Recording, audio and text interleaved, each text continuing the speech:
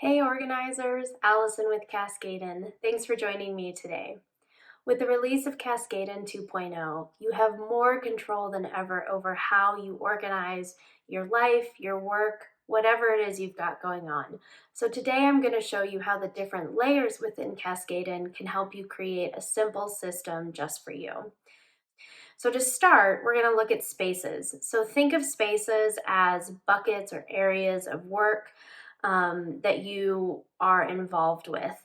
So taking this as an example of a local nonprofit, they have a space for everyone on their team. Then they have a communication space for that team, fundraising space, and then a team just for their board members. So if you have a fundraising staff and they're only focused on fundraising, you put them in the fundraising space, you work with them on that, and that's what they see and what they work on within Cascadin.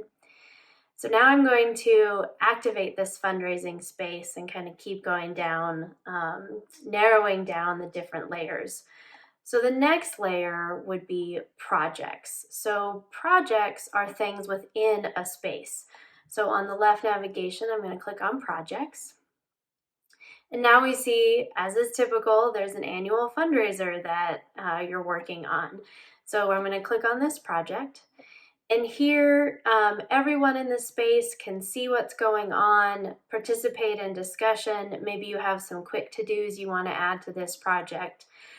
But then keeping going on the layering, there are tasks that are associated to this project for the fundraiser.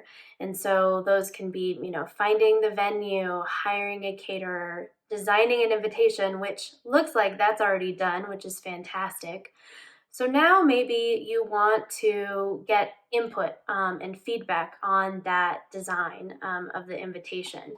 And so instead of just creating a task for each individual, what we can do is create a multiple outcome task, give it to everyone in the space, and collect their feedback individually. So I'm going to click on the plus icon to add a task, and I want feedback on the invitation.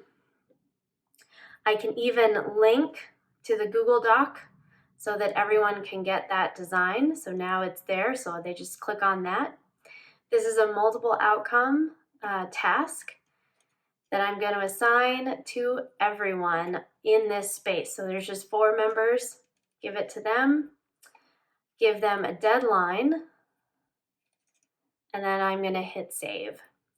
And now you'll see an associated task under this project in this space to the 4 team members that are part of this space.